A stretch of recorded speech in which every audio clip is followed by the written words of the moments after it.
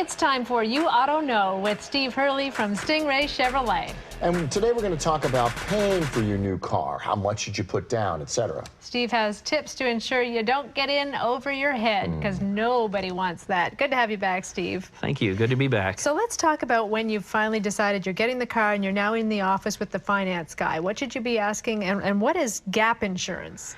Gap insurance is very important. It's a good question. That keeps you from being in a negative position if the vehicle is damaged, totaled, stolen, that kind of thing, and you end up owing more on the vehicle than what the vehicle is worth. The gap insurance makes up that gap or that difference and puts you in a position to where you can just walk away from the vehicle. Is that affordable? It is. Okay. It's a good way to go. And on a lease, typically because you're just paying for the usage of that vehicle while you have it, you're going to be in that position if the vehicle were stolen or totaled, and you want to have gap insurance every time. Okay. Well, you know, when I've gone in and bought a new car, I've had this happen many times where a salesperson will say, oh, you know what? Okay, so that's what you want to pay for the car? Let me go in the back office and talk to our finance guy.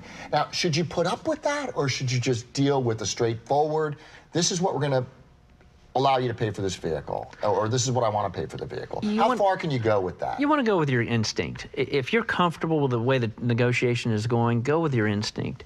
And if you're comfortable with them doing it that way or going back and forth, but if you have questions, you should be able to talk to the person that's giving you the answers.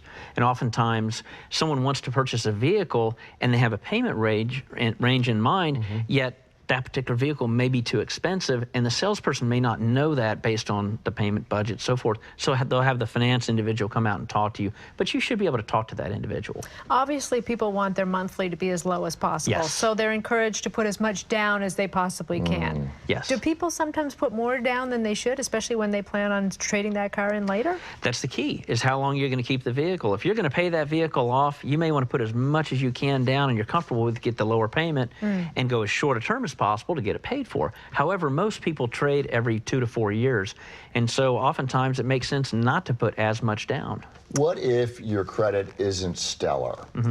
What should you be talking to the finance manager about when it gets to that point? Boy, I like that question, because rates are so good right now. Oftentimes people that have bumps in their credit because of recent challenges with the economy and so forth in their job don't feel like you should ever pay a double-digit rate. You really shouldn't. People oftentimes with a credit score in the 500 range or maybe low 600s have been treated and talked to like they should be paying 18–19%, and they certainly shouldn't.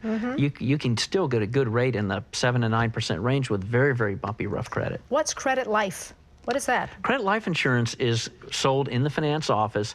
That insures your life to cover the value of the car. If you were to pass away, you still owe $20,000 on that vehicle, then the credit life policy will pay off that vehicle. But if the individual has life insurance on their own, then their life insurance could go to pay off that vehicle anyhow. It used to be more common. We don't offer credit life anymore. It is expensive.